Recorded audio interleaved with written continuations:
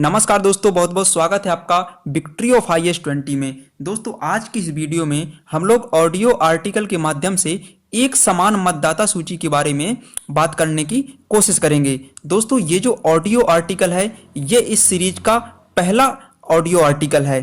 तो चलिए हम लोग टॉपिक को शुरू करते हैं।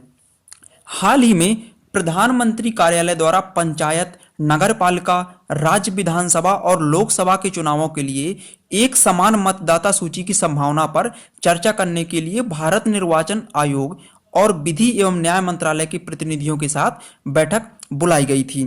देखिए दोस्तों, सभी प्रकार के चुनावों के लिए एक समान मतदाता सूची के विचार को हमारे यहाँ एक देश एक चुनाव की अवधारणा से भी जोड़कर देखा जा रहा है। देश के कई राज्यों में पंचायत और नगरपालिका चुनावों के लिए जिस मतदाता सूची का वर्तमान में प्रयोग किया जाता है वह संसद और विधानसभा चुनावों के लिए उपयोग की जाने वाली सूची से काफी भिन्न है।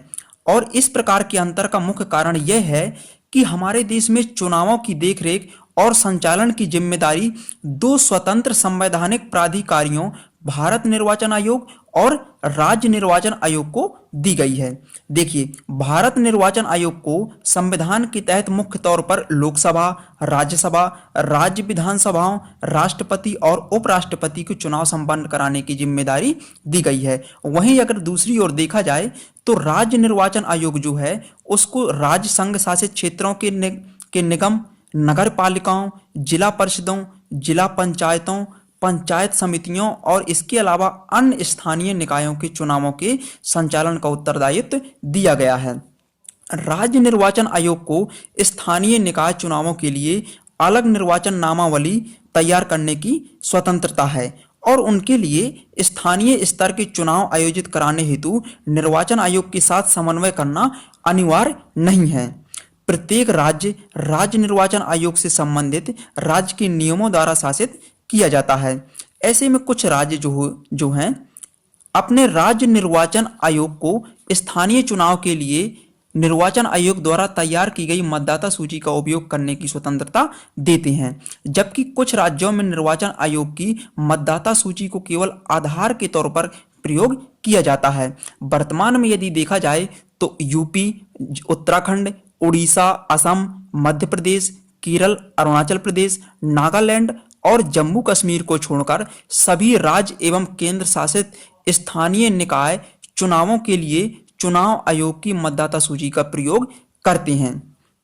दोस्तों आइए अब हम देखते हैं एक समान मतदाता सूची बनाने के आखिर क्या महत्व हो सकते हैं, इसके लाभ क्या हो सकते हैं। देखिए, सभी प्रकार की चुनावों के लिए एक आम मतदाता सूची के निर्माण का समर्थन करने वालों का मत है कि इसके माध्यम से एक देश एक चुनाव की अवधारणा को मूर्त रूप दिया जा सकेगा। जैसा कि दोस्तों आप लोग जानते हैं कि हमारे देश में वन नेशन वन इलेक्शन की अवधारणा काफी लंबे समय से चली आ रही है और दोस्तों इसको काफी ज्यादा तवज्जो दिया जा रहा है लोगों के द्वारा, क्योंकि वन नेशन वन इलेक्शन के माध्यम से हम काफी ज्यादा समय की बचत कर सकते हैं। और दोस्तों इस नियम को लागू करने के लिए हमें सबसे पहले एक समान मतदाता सूची पर काम करना पड़ेगा।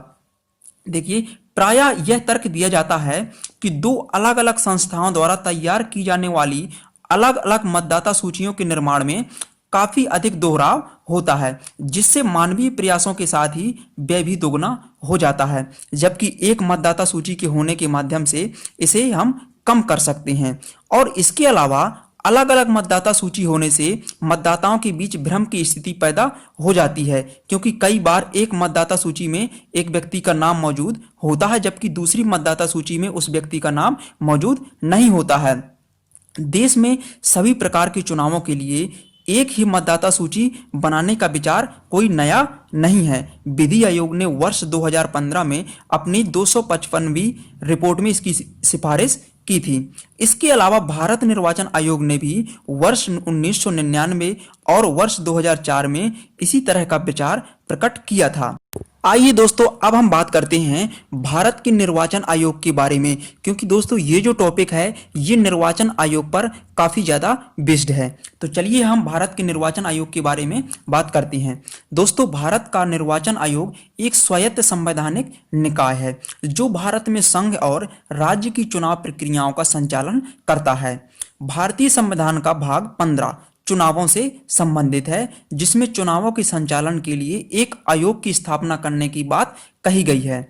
चुनाव आयोग की स्थापना 25 जनवरी 1950 को संविधान के अनुसार की गई थी। संविधान के अनुच्छेद 324 से 329 तक चुनाव आयोग और सदस्यों की शक्तियां, कार्यकाल, पात्रता आदि से संबंधित है। यह देश में लोकसभा, राज्यसभा, राज्य विधानसभाओं, राष्ट्रपति और उपराष्ट्रपति के चुनाव का संचालन करता है।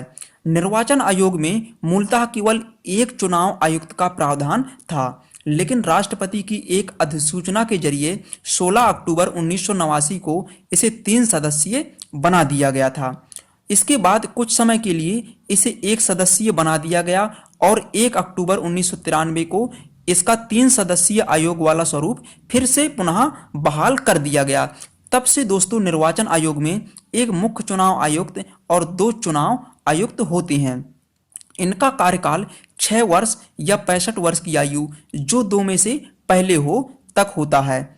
इन्हें भारत के सर्वोच्च न्यायालय के न्यायाधीश के समकक्ष दर्जा प्राप्त होता है और समान वेतन एवं भत्ते इन्हें दिए जाते हैं।